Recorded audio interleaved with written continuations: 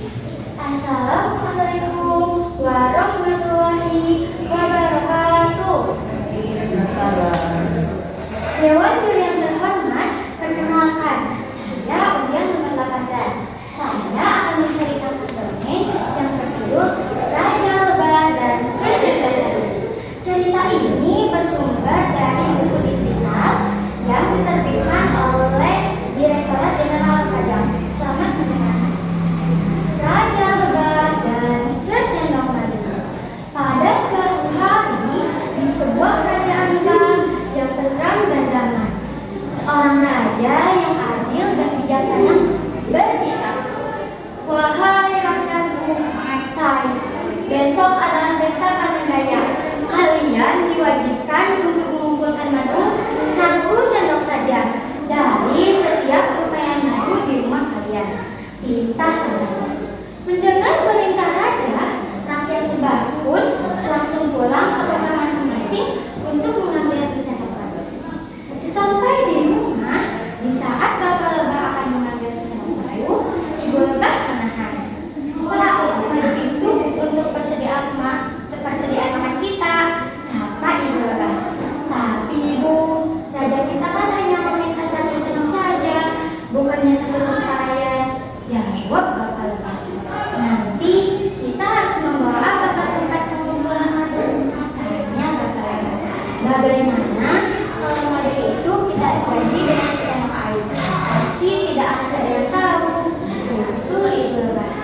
Akhirnya bapak lebah mengikuti usulan ibu lebah.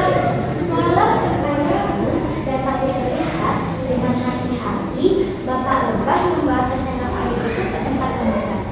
Sebuah lumayan besar di depan istana.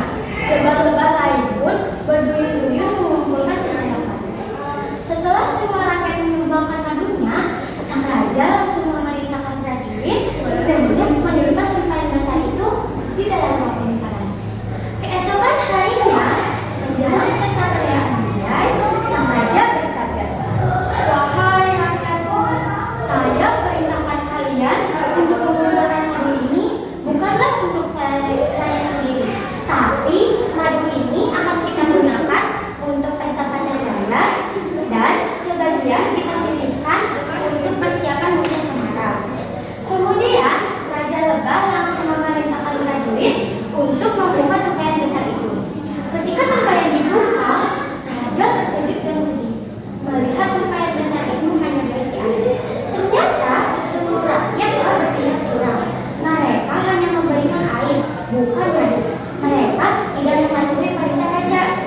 Kemudian beberapa utusan rakyat pun menghadap Raja Lebah untuk meminta maaf dan berjanji untuk bersikap jujur dan tidak akan mengulanginya lagi. Akhirnya Raja Lebah yang bijaksana mengampuni rakyatnya. Pada perayaan musim selanjutnya, rakyat lebah bersukacita mengumpulkan lebih dari sesendok madu.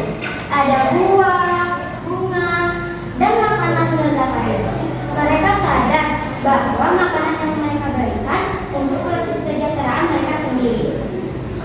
Perayaan dilaksanakan setiap tahun dengan hati yang senang. Sekian, terima kasih.